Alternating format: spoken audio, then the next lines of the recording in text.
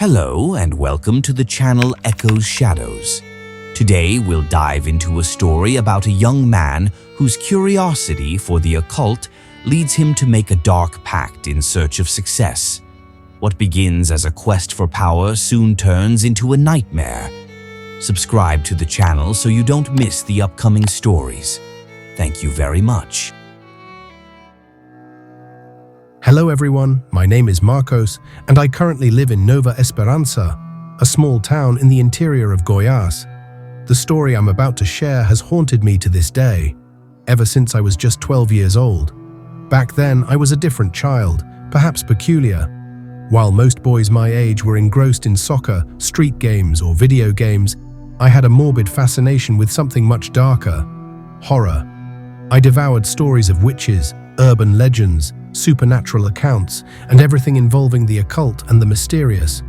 The ordinary people around me lived their lives in a predictable, safe manner, but I felt an irresistible attraction to what lay beyond human understanding. What caused this fascination? Perhaps it was the way the unknown exercised a kind of control over me, as if each legend I discovered, each story I read, brought me a little closer to a hidden truth that no one else could see. The fear these stories invoked in me was both terrifying and exciting. It was as if there was a door, a passage to a world beyond this one, and I wanted to cross it, even knowing that what lay on the other side could change my life forever. This desire to explore what was beyond human sight grew stronger each day, fueled by an insatiable curiosity and a longing to discover what no one else dared to seek. During the day, I was an ordinary kid, going to school, fulfilling my obligations, but at night I transformed. When everyone at home was asleep, I locked myself in my room and indulged in my true interest: the occult. I watched horror movies, read books on demonology, and sometimes even tried to recreate simple rituals I found on the internet. The adrenaline these activities provided was addictive. I felt powerful, as if I had knowledge that few would dare to seek. It was a kind of rebellion, a way to set myself apart from others, to feel that I had a greater purpose, even if it was dark and dangerous. My parents, of course, were unaware of all this. Devout Catholics, they firmly believed in the power of good and evil, but they would never imagine that their son was involved in something so dangerous. They constantly warned me to stay away from these stories, telling me that I was playing with fire, that if I continued, I might attract something I wouldn't be able to control. But their warnings, to me, were just empty words. I saw no danger. I saw only an opportunity to satisfy my curiosity. At that time, I had already developed the habit of invoking the spirit in my thoughts. It wasn't a serious invocation, of course, but a kind of test. I would call out to it, wanting it to appear to me. It was a sort of challenge, as if I wanted to prove to myself that I was brave enough to face the embodiment of evil itself. When my parents discovered this practice of mine, they were desperate. They believed I was being influenced by malevolent forces, and in panic, they took me to several exorcism sessions. I clearly remember the priest's hands on my head, the incessant prayers, the pleas for God to protect me. But to me, it all seemed like a sham.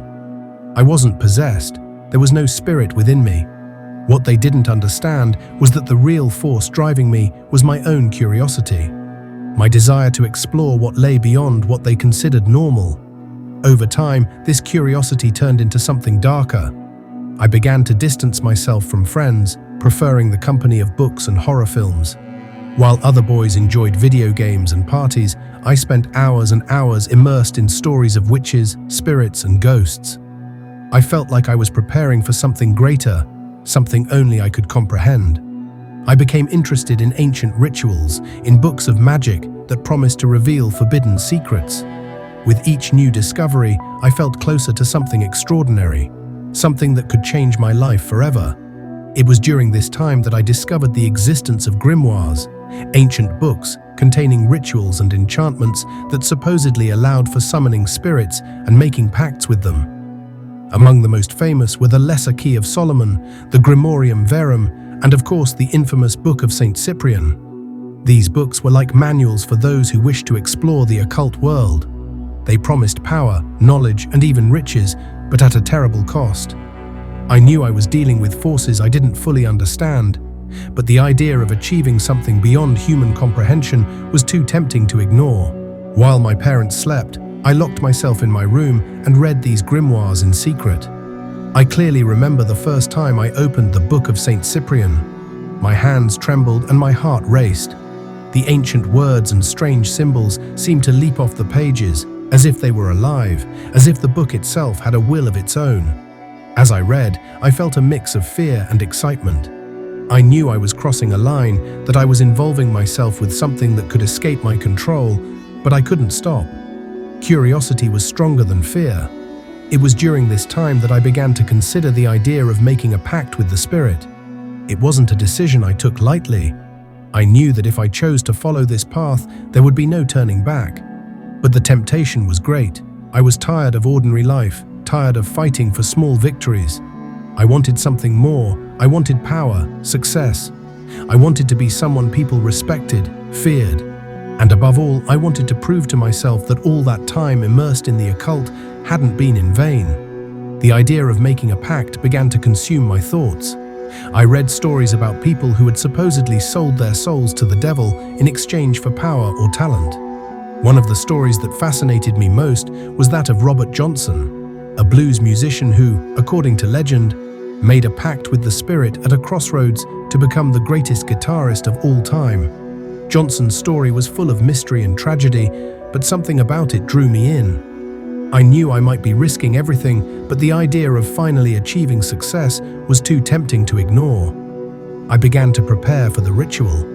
I researched the spirits that could help me achieve my goals. I became particularly interested in the 72 spirits of King Solomon, ancient and powerful entities that supposedly could grant any wish.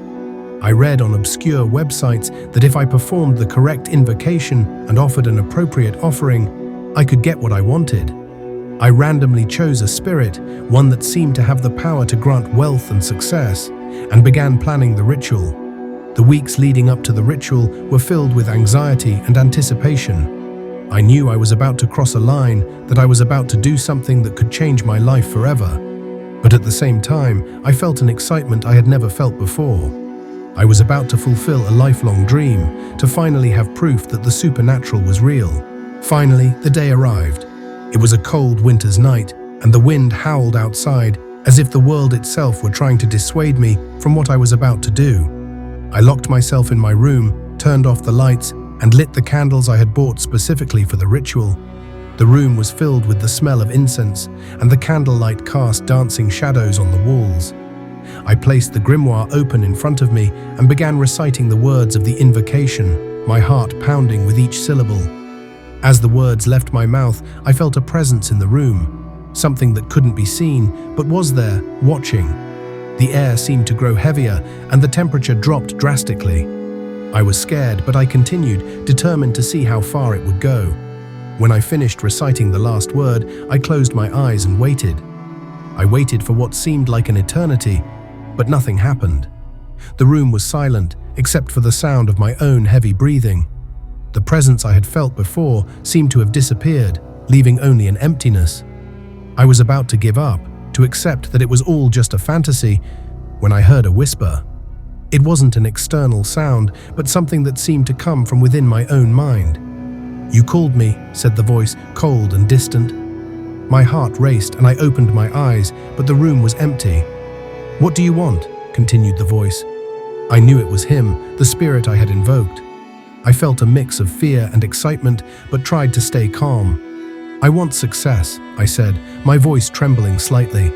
"I want to be important. I want people to respect me." The voice laughed, a sound that echoed in my mind like the distant clang of a bell. "I can grant what you desire," said the spirit, "but the price will be high." I knew what he wanted, and for a moment I hesitated. My soul, my essence, was what he wanted in exchange for granting my wish. "I accept," I replied, not fully understanding the consequences of what I was doing. "I accept the pact." Suddenly, the room fell silent, as if time itself had stopped. The presence was gone, and I was alone again. The candles continued to burn, and the incense still lingered in the air, but something had changed. I felt a chill down my spine, but at the same time, a strange sense of euphoria took over me. I knew I had done something significant, something that would change my life forever. The sensation of power was intoxicating, but there was also a small voice inside me that warned of the price I would have to pay. The next few days were marked by a strange series of events. At first, everything seemed to go as I had wished. My grades improved, I gained recognition at school, and I began to feel more confident. It seemed like the pact was working, and I was on my way to achieving everything I had ever wanted. But soon, the initial euphoria began to fade, and I started to notice changes in myself that I couldn't explain. I became increasingly anxious and paranoid. I would hear noises at night, as if someone was watching me, and the shadows in my room seemed to move on their own.